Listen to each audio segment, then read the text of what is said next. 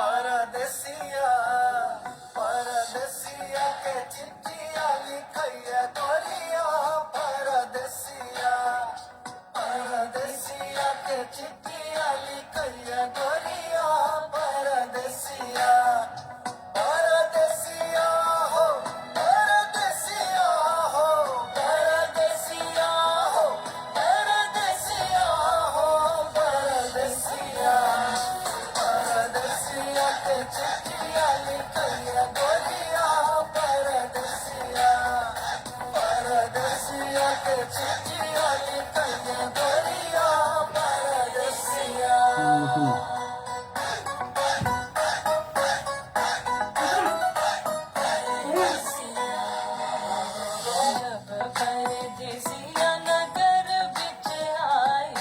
जब परदेसिया नगर बिच आयल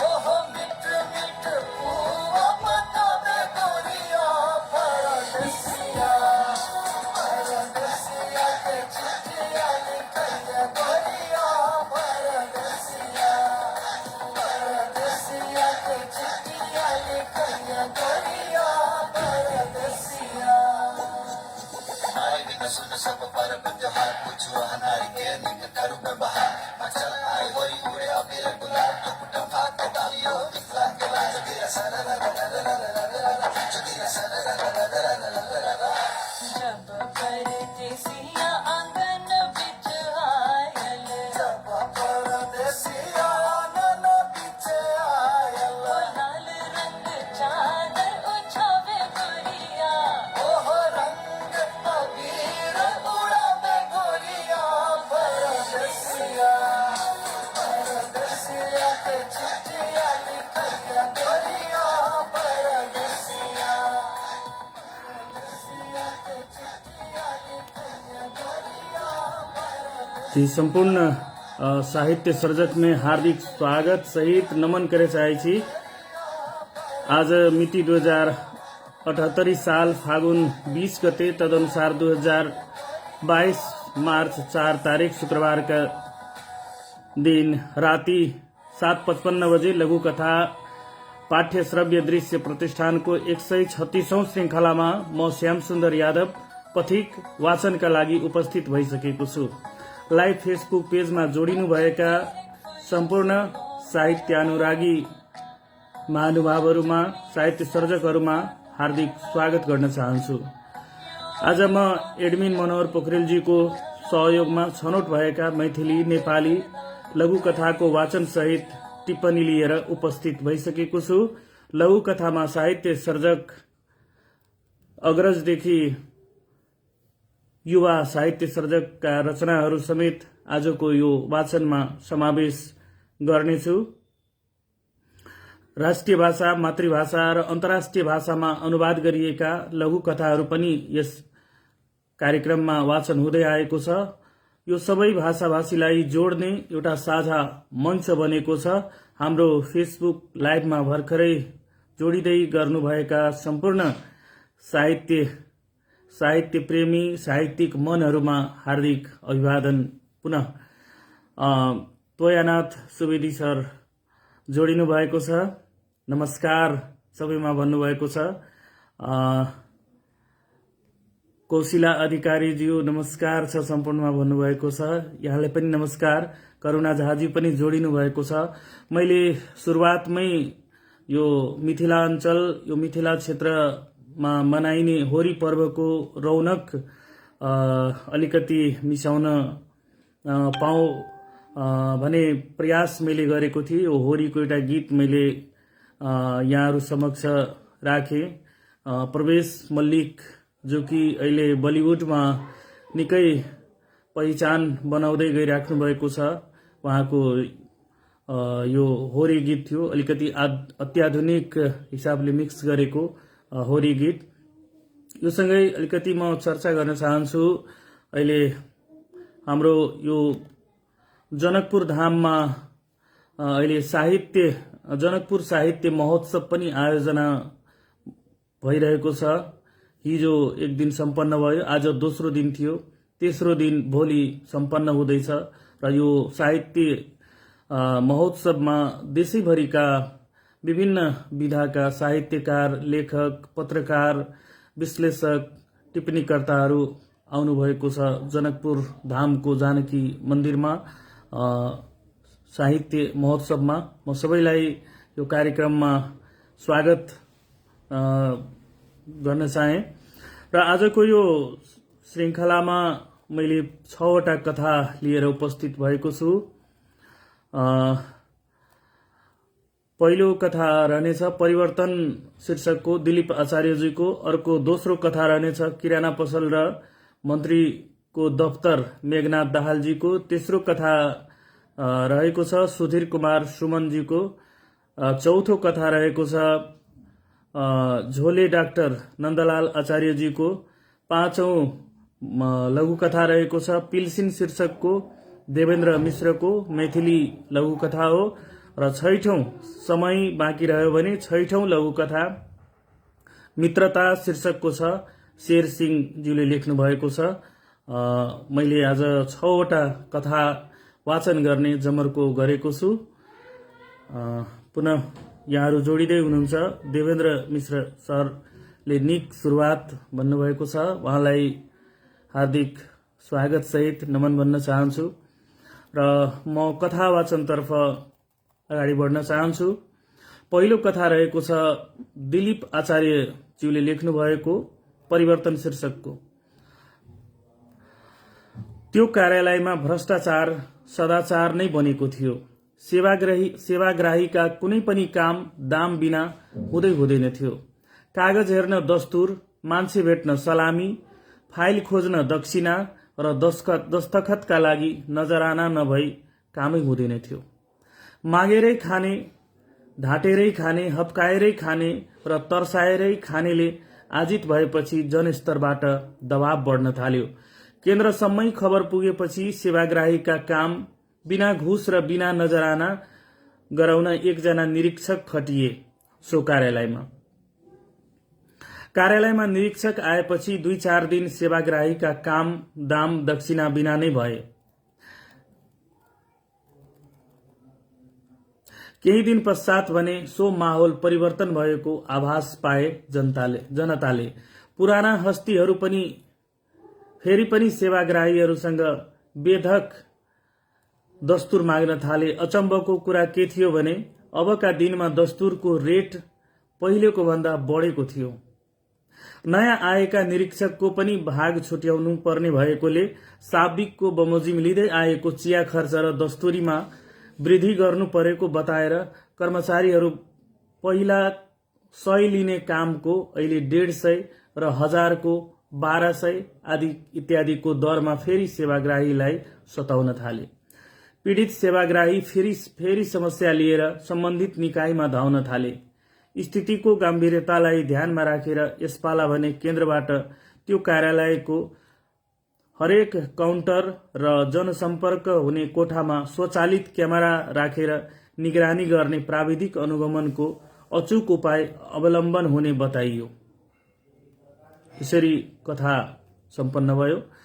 वास्तवमा हाम्रो समाजमा र हाम्रो परिवेशमा जसरी कार्यालयहरूमा बिना घुस बिना कमिसन बिना काम नै हुँदैन भने विषयवस्तुलाई बडो राम्रो ढंगले यो कथामा चित्रण गर्नुभएको छ, लेख्नुभएको छ। लघुकथामा दिलीप आचार्यजीले अत्यन्तै समसामयिक लघुकथा टिप्पणीहरूको म अपेक्षा गरेको छु। हाम्रा साहित्यिक सर्जकहरूबाट, अग्रजहरूबाट टिप्पणीको अपेक्षा राखेको छु। तोयनाथ सुवेदी सरले बहुत नीक क वाचन अछि अपने के जी, धन्यवाद सर, आभारी छी। यसै गरी अर्को दोस्रो लघुकथा म वाचन गर्न गइरहेको छु। किराना पसल र मन्त्रीको दफ्तर मेघनाथ दाहालजीले लेख्नु भएको छ। किराना पसल र मन्त्रीको दफ्तर मेघनाथ दाहालजीको कथा यसरी अगाडि बढ्छ।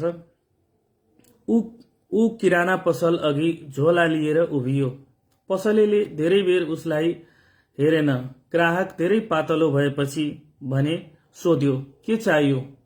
चामल पसले कति ऊ 5। पसलेलाई उसको औकात थाहा थियो। दोकानमा उपलब्ध सबैभन्दा सस्तो चामल दिएर साबिकी दाम लियो। दाम दिँदै गर्दा उसको अनुहारमा कृतज्ञता थियो। लगभग किराना दोकानकै जस्तो संवाद मन्त्रीजीको दफ्तरमा पनि भयो। सचिवले एकजना लम्बोदर समतलीय ठेकावाल आएर मन्त्रीजीको दफ्तरमा पसे। कुन चाहिँ सेक्सनको? मन्त्रीले सचिवलाई सोधे। सचिवले विभागको नाम मात्र भने। मन्त्रीले फेरि सोधे, कति? सचिवले प्रतिशत मात्र भने। लम्बोदरले ब्रिफकेस मन्त्रीलाई दिए। मन्त्रीको ब्रिफकेस थाप्ने मुद्रा किनारा पसलमा चामल थाप्नेको जस्तै कृतज्ञ थियो। कथा समाप्त भयो। अत्यन्तै छोटो कम शब्दमा अत्यन्तै मार्मिक कथा लेख्नु भएको छ मेघनाथज्यूले, मेघनाथ दाहालज्यूले। उहाँलाई धेरै धेरै धन्यवाद दिन चाहन्छौँ। यो खास गरी अहिलेको जुन समसामयिक अवस्था छ र हाम्रो समाजमा जसरी एउटा निम्न वर्गीयको पीडासँगै जोडिएको र यो सरकारको मन्त्री र त्योसँग जोडिएका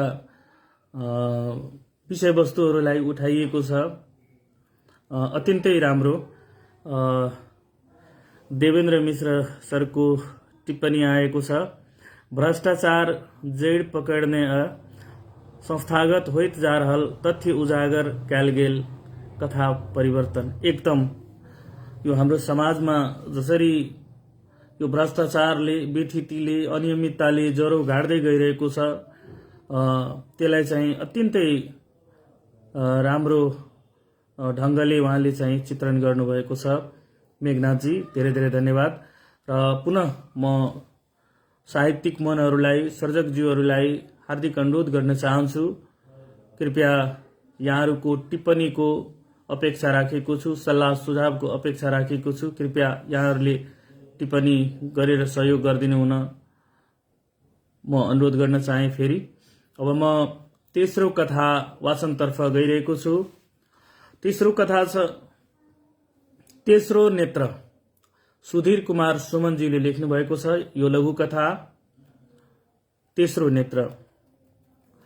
लौ न साइला, मेरो घरको रागा पनि तेरो मासु पसलमा ल्याएर कटाउनु पर्यो। तलाई नि हुने, मलाई नि हुने। कान्छोले रामेलाई घरै बोलाएर भन्यो। रामे केही बोलेन। क्वारक्वार्ती काजीको अनुहार हेरिरह्यो। जातले पाएको भए आफ्नै आँगनमा लडाउँथे, तलाई गुहार्नै पर्थेन। मिलाएर दिम्ला, पर्सी दाम्लो लिएर आइजा। काजी खलकको हुकुमी ठाट देखाउँदै कान्छो बोल्यो। हुन त हुन्थ्यो नि काजी भाइ, 2 वर्ष भयो तिम्रो घरको गोरस खान थालेको। मैले खाने दूध र त्यो पाडाले खाने दूध एउटै भएपछि त हामी दाजुभाइ भइहाल्यो नि। 2 पैसोको लोभमा भाइ मार्न त भएन नि। यस्तो काममा पनि तेस्रो नेत्र गरेर भो। रामेले एकै सासमा सुनायो। जिउनीको जग्गामा दाजुलाई जिल्लाएको। कान्छो नराम्ररी निचोरियो। अनुहार अँध्यारो भयो। रामेको मनमा थै थै लागिरह्यो। भइगो लैजान्न भनिदिनु पर्ने, व्यर्थै लम्बा चौडा गफ गरियो। सुधीर सुमनजीको यो कथा यसरी थियो। सुधीर सुमन पछिल्लो समय राम्रा लघु कथाकारहरू मध्येका एक हुनुहुन्छ।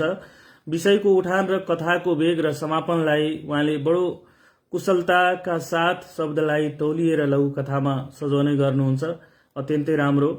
उहाँ थोरै लेख्नुहुन्छ तर अत्यन्तै राम्रो। यो तेस्रो नेत्र थोरै शब्दमा लेखिएको गहकिलो लघु कथा हो। कथाकारले पशुवधको सहारा दिँदै भाइमाराको प्रसङ्गलाई चोटिलो प्रहार गर्नुभएको छ। अत्यन्तै राम्रो। यसै गरी फेरि म टिप्पणीतर्फ जान चाहन्छु। विद्यानन्द बेदर्जीज्यूले लेख्नु भएको छ। स्वागतम भाइजी। जी अहूँ के स्वागतम, स्वागतै छ अहूँ के। यसै गरी चौथो कथातर्फ म जान चाहन्छु। चौथो कथा हाम्रो चर्चित साहित्यकार हुनुहुन्छ नन्दलाल आचार्यज्यू। उहाँको पुरानो लघुकथाहरू मध्येबाट एउटा झिकेर लिएको छु। झोले डाक्टर शीर्षकको लघुकथा नन्दलाल आचार्यजीको। उहाँको कथा यसरी अगाडि बढ्छ। मलाई लिएर सोध्दै र खोज्दै एम्बुलेन्स 10 गजा पारीको गाउँ पुग्यो। त्यहाँ मान्छेको ठूलो भिड थियो। बिरामीहरू कोही खोच्याउँथे, कोही म झैं हात कुप्रो पारेर खुट्टा पर सारेर हिँड्थे, कोही शुद्धि हराएको कुरा गर्थे, कोही अन्य थरी थरीको बिमारले अलास टलास थिए। एकजना त मूर्छा नै परेका भेटिए। तिनीहरूको दुर्दशा देखेर मैले आफ्नो पीडा ठूलो होइन भन्ने ठान्न पुगे। जाँच्ने ठाउँमा पनि जताततै फोहोरै फोहोर थियो। डालामा औषधि राखिएको थियो। बिरामीका सहयोगीहरू लाइनमा थिए। आफ्नो पालामा आफ्ना बिरामीलाई डाक्टर नजिक लैजान्थे। परैबाट डाक्टर बिरामीको हालत हेर्थे, दबाई लेख्थे र पठाइदिन्थे। जति टाढा गए पनि, जति जिज्ञासा भए पनि डाक्टर मुस्किलले 2-3 मिनेट मात्र समय दिन्थे। दबाईलाई पैसा लागे पनि जाँच भने निशुल्क थियो। तिनकै कम्पाउन्डरले एक शुद्धि हराएकी बजेलाई सुई लगाउनका लागि कम्मरको सारी तल सार्न लगाए। न त उनले कुरो बुझिन, न उनको सहयोगीले नै कुरो बुझाउन सक्यो। हडबडमा यस्तै हुन्छ भन्दै उसले सारी बाहिरबाट नै सुई लगाइदियो। बुढी चिच्याउन थालिन्। ऊ भने अन्य काममा लाग्यो। त्यहाँको उपचार पद्धति नै अँध्यारामा बाण चलाउने खालको थियो। उपचार नै नगरी सुईकुच्चा ठोक्ने मेरो मनसायमा सहमति जनाउँदै श्रीमती लक्ष्मीले बोली फुटेको थियो। यस्ता भुइँफुट्टाहरूको भरले पैसा त जोगिन्छन्, तर ज्यान नै जोखिममा पर्छ। यसरी कथा समाप्त भयो। अत्यन्तै यो झोले डाक्टर शीर्षकको यो लघुकथा अत्यन्तै मार्मिक छ। अहिले पनि हाम्रो समाजमा यो अवस्था विद्यमान रहेको छ। पारी जाने, झोले डाक्टरहरू कहाँ जाने, त्यहाँ गएपछि ठिक हुन्छ, उपचार हुन्छ भने जुन एक प्रकारको हौवा फिजाइएको हुन्छ, तर त्यहाँ चाहिँ त्यस्तो अवस्था चाहिँ हुँदैन। त्यहाँ चाहिँ उपचार गर्ने नत्र त्यो डाक्टरी पढेका हुन्छन्, नत्र त्यहाँ कुनै व्यवस्थापन हुन्छ। अब यो कथाले सन्देश चाहिँ त्यही दिएको छ, यो झोले डाक्टरको भर पर्नु हुँदैन भनेर नन्दलाल आचार्यज्यूको लघुकथा मैले वाचन गरेँ। अत्यन्तै मार्मिक, अत्यन्तै राम्रो लघुकथा, ज्ञानवर्धक। यसै गरी साहित्यिक सर्जकहरूलाई म टिप्पणीको लागि आग्रह गर्न चाहन्छु र कृपया साहित्य सर्जकजीहरूसँग आग्रह गर्न चाहन्छु, कृपया सुनेर सहयोग गरिदिनु होला। नत्र यस्तै हुन्छ, हामी लाइभमा आउँछौँ, भटभटाएर जान्छौँ। त्यस्तो नहोस्, यसका लागि साथीहरूले कृपया साथ दिनुहोला, सहयोग गरिदिनु होला, म आग्रह गर्न चाहन्छु। यसै गरी 5औं लघुकथा मसँग छ। पिल्सिन शीर्षकको लघुकथा छ। देवेन्द्र मिश्रज्यूको लघुकथा। म उहाँको लघुकथा अत्यन्तै मन पराउँछु। उहाँको लेखन शैलीबाट म अत्यन्तै प्रभावित हुन्छु र केही सिक्ने अवसर पनि म उहाँबाट पाउँछु। र जसरी मैथिली भाषामा उहाँ लेख्नुहुन्छ, मैथिलीको पनि जनबोलीको प्रयोग गरी उहाँ चाहिँ कथा साहित्य सृजनाहरू गर्नुहुन्छ। त्यसले गर्दाखेरि उहाँका साहित्यिक रचनाहरू म खोजी पढ्ने गर्छु देवेन्द्र मिश्रज्यूको, र मन पनि पराउँछु। र उहाँबाट प्रभावित भएर मैले पनि केही लेख्ने प्रयास गर्दैछु। यो लघुकथा विधामा कलम चलाउने प्रयास गर्दैछु, सिक्दैछु उहाँबाट। पिल्सिन शीर्षकको लघुकथा छ देवेन्द्र मिश्र, उहाँ राजविराज निवासी हुनुहुन्छ, पिल्सिन। यसरी कथा अगाडि बढ्छ। तब लकडाउन शुरू नै भेल रहे गाम से अब आबै छलु सिटी पर। हमे दुइये गोड़े बैठल छलु, सबटा सीट खालिए छले। गोरगम्मा लग दूगो जनी जाइत सिटी के रोकलक। सिटी वाला रोक देलकै आ हल्ला क के बजलै 20 टका लगतौ। सिटी वाला रोक देलकै आ हल्ला क के बजलै 20 टका लगतौ, 20 टका। एक गोड़े बाजल, कथी के 20 टका, कथी के? सिटी पे चढ़बी तकर। दोसर जनी कहलक, बौआ 10 टका छौ, पिल्सिन आने जाइ छियो, दुनू गोड़े से 20 टका द देबो। एगो सचिवा कहलकै, आइए जनू 4 बजे तलिक रहते स्कूल पर, नहीं तो लड़ते चल जाए छिए। सिटी वाला बजले, अच्छा चढ़ ले, तोरा और के अहिना रहे छो। एक गोड़े बाजल, आइरो गौवा छी तबो कैले एना करे छी। हाँ गौवा ने तौवा, गौवा हमर पेट भरतौ ग। एक क्षण सब चुप्पे रहल। आगा में ट्रैक्टर छलै, रास्ता फैल नहीं छलै। सिटी वाला सावधान छल। जब रास्ता क्लियर भेलै तब सिटी वाला पूछलक, आइ गो मैया, आई तो तोरा चिन्हबो न केलियो, किए आँख मोटा गेलो या? नहीं गो, आइ सिंगार पेटार बेसिए देखै छियो, आंगियो लबका देखै छियो, मार बाढ़ैन कथी देखै छी सिंगार रो। ई आंगी तो पूर्णे छियो, बोलू कतो जाए अबै काल पिन ले छियो। हमहू ताकलू ओकरा दिसन। उजरा केस चमक रहल छले। तेल कनी बेसिए पड़ गेल छले माथा में। सिटी वाला बाजल, आइ काल्हि पुतोह बहुते माने हो कि? आइ काल्हि पुतोह बहुते माने हो कि? हाँ रो, से तो बुझते छी कते माने है। आर दिन त जे हो से वृद्धा पिल्सिन आने दिन भोरे से चढ़ियाबैत रहे है आ बहुते निम्मन से बाजे है। आन दिना त तेलक डिब्बा देखबो न करे छिए। महज पिल्सिन आने दिना लहाइयो दे है तेल से। तकरा बाद त बुझते छी तू। हाँ सबटा बुझे छिए। टका हाथ में दैते मातर बोली व्यवहार बदल जाए हो न। हेरे रोक, अहिठिना आबै ल कहने छले सचिवा। दुनू टवा जनी जाइत उतर गेल। हम दुनू गोटे एक दोसर दिसन ताकैत लागल छलहुँ। सिटी आगा बढ़ गेल छले। हम दुनू गोटे एक दोसर दिसन ताकैत लागल छलू। सिटी आगा बढ़ गेल छले। वाह, बहुत मार्मिक ई लघु कथा, अत्यंत संवेदना युक्त। जी वृद्धा पेंशन से, पिल्सिन से जुड़ल ई कथा जे हमरा के गाम समाज के वास्तविक यथार्थ चित्रण करे छै।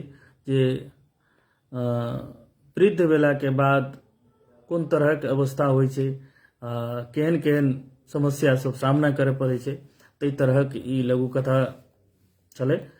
म धेरै धन्यवाद दिन चाहन्छु, आभार प्रकट गर्न चाहन्छु देवेन्द्र मिश्र ज्यूलाई यो लघु कथाको लागि। अत्यन्तै मार्मिक लघु कथा उहाँले लेख्नु भएको छ। यो वृद्धा पेन्सनसँग सम्बन्धित लघु कथा हो र यो लघु कथामा दुईजना वृद्धा पेन्सन उठाउनको लागि, पेन्सन लिनको लागि सचिवसँग सिटी रिक्सा चढेर गइरहेको प्रसङ्ग छ र यसमा मैथिली भाषामा प्रयोग गरिएका संवादहरू छन् र त्यो संवाद अत्यन्तै मार्मिक र अत्यन्तै जुन मैथिली भाषाको आफ्नो गाउँ देहातको जुन ग्रामीण लवज छ त्यो लवजमा चाहिँ लेखिएको छ। अत्यन्तै धेरै धन्यवाद दिन चाहन्छु देवेन्द्र मिश्रज्यूलाई। यसै गरी अन्तिम लघु कथा म वाचन गर्न चाहन्छु। मित्रता शीर्षकको छ। शेर सिंह साहित्यकार हुनुहुन्छ, शेर सिंहले लेख्नुभएको छ। उहाँको कथा यसरी लघुकथा यसरी अगाडि बढ्छ। एक दिनको कुरा हो, मेरो एउटा साथीसँग झगडा भयो। म तुरुन्तै तातिने र तुरुन्तै सेलाउने मान्छे भएको मान्छे। मलाई रिस उठ्यो अनि मैले उसको मोबाइल नम्बर मेरो मोबाइलको फोन बुकबाट डिलिट गरिदिएँ। केही समयपछि म बिमार भएँ। सायद म बिमार भएको त्यो साथीलाई पनि थाहा भएछ क्यारे। उसले मेसेज पठायो, ए शेरू कस्तो छ तलाई? उसले मेसेज पठायो, ए शेरू कस्तो छ तलाई? आफ्नो ख्याल गर्नु, डाक्टरको सल्लाह अनुसार नियमित औषधि लिनु। मोबाइल नम्बर नयाँ थियो, नाम एड थिएन। मलाई ठम्याउन गाह्रो नै भयो। मैले त्यो नम्बरमा मेसेज पठाएँ, I am fine, who are you? I am fine, who are you?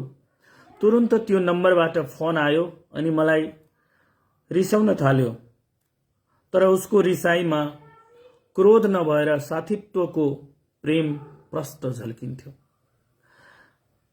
क्या यार पागल तलाई, हाउको पनि स्पेलिङ लेख्न आउँदैन कि क्या हो? हाउको ठाउँमा हु किन टाइप गरिस्? पख पहिला त सन्चो त होस्, अनि त्यसपछि सिकाउँछु तलाई इङ्ग्लिसमा कसरी लेख्नुपर्छ भनेर। अनि मैले उसको आवाज चिनिहालेँ। म सोच्न थालेँ, मबाट कति ठुलो गल्ती भएको छ। मित्रताको सम्बन्ध यसरी नै चुडाउनु हुँदैन भनेर। सानोतिनो मनमुटावमा मित्रतामा यसरी रिसाउनु र ठुस्किनु हुँदैन। सानोतिनो मनमुटावमा मित्रतामा यसरी रिसाउनु र ठुस्किनु हुँदैन। जुन असल मित्रतामा बाँधिएका हुन्छन् त्यस्ता साथीहरूले एकअर्काको भावना बुझ्न सक्नुपर्छ र बुझ्नुपर्छ। उहाँले कथा समाप्त भयो। शेर सिंह लघुकथाकार हुनुहुन्छ। उहाँले लेख्नुभएको छ मित्रता शीर्षकको यो लघुकथा। अत्यन्तै मार्मिक लघुकथा। जसरी साथी बीचको सम्बन्ध हुन्छ, कुनै कारणवश यदि तिक्तता आयो, सम्बन्धमा फाटो पर्यो भने त्यसलाई चाहिँ तुरुन्तै त्यसलाई त्यो रूपमा लिनु हुँदैन। मित्रता हो भन्ने कुरा यसमा प्रष्ट भएको छ। यो कथामा चाहिँ उल्लेख भएको छ। अत्यन्तै राम्रोसँग कलम चलाउनु भएको छ। मित्रतालाई बिर्सनु हुँदैन, सानोतिनो कुरामा अल्झेर भनेर लेख्नु भएको छ। उहाँलाई धेरै धेरै धन्यवाद दिन चाहन्छु। र देवेन्द्र मिश्र सरले पुनः लेख्नु भएको छ, विविधता के स्वर्ग मैथिली भाषिका सब में साहित्य सृजन आवश्यक। अत्यन्तै राम्रो टिप्पणी उहाँले गर्नुभएको छ। र जसरी उहाँले आफ्नो माटोको भाषा र आफ्नो गाउँ देहातको भाषा, ग्रामीणको भाषा र जनजनको भाषा, लोक भाषालाई आफ्नो कलमले उजागर गरिराख्नु भएको छ, त्यो अत्यन्तै सराहनीय रहेको छ, प्रशंसनीय रहेको छ। र उहाँले यसरी कलम चलाउँदै हुनुहुन्छ। केहीले उहाँलाई केही व्यक्तिहरूले उहाँमाथि टिप्पणी पनि गरिराख्नुहुन्छ त्यो लेखनप्रति, शुद्धताप्रति। यद्यपि उहाँले जुन आफ्नो माटोको मौलिकतालाई, यो यहाँको भाषालाई उठान गरिराख्नु भएको छ कलमको माध्यमले, अत्यन्तै सराहनीय रहेको छ, प्रशंसनीय रहेको छ। म उहाँप्रति आभार प्रकट गर्न चाहन्छु। कार्यक्रमको लगभग हामी अन्त्यतिर आइपुगेका छौँ र आजको यो लघुकथा पाठ्य श्रव्य दृश्य प्रतिष्ठानको 136औं श्रृङ्खलामा मैले 6वटा लघुकथा वाचन गरेँ। पहिलो लघुकथा थियो परिवर्तन शीर्षकको दिलीप आचार्यज्यूले लेख्नुभएको र दोस्रो लघुकथा थियो किराना पसल र मन्त्रीको दफ्तर शीर्षकको मेघनाथ दाहालज्यूले लेख्नुभएको छ र तेस्रो लघुकथा थियो तेस्रो नेत्र सुधीर कुमार सुमनजीको। चौथो लघुकथा झोले डाक्टर शीर्षकको नन्दलाल आचार्यज्यूको। पाँचौं लघुकथा मैथिली लघुकथा पिल्सिन शीर्षकको देवेन्द्र मिश्रजीले लेख्नुभएको थियो मैथिली लघुकथा। र छैठौं लघुकथा मैले वाचन गरेँ मित्रता शीर्षकको। यो शेर सिंह साहित्य सर्जक हुनुहुन्छ, लघुकथाकार, उहाँले लेख्नुभएको थियो। धेरै धेरै धन्यवाद साहित्य सर्जकजीहरूलाई। र आजको यो लघुकथा पाठ्य श्रव्य दृश्य प्रतिष्ठानको 136औं श्रृङ्खलामा यहाँहरूले मलाई मौका दिनुभयो र मेरो वाचन हेरेर साथ दिनुभएकोमा यहाँहरूप्रति हार्दिक आभार प्रकट गर्न चाहन्छु। र यहाँहरूले जुन टिप्पणी गर्नुभयो, सुझावहरू दिनुभयो, यसको लागि पनि हार्दिक आभार प्रकट गर्न चाहन्छु। यसरी नै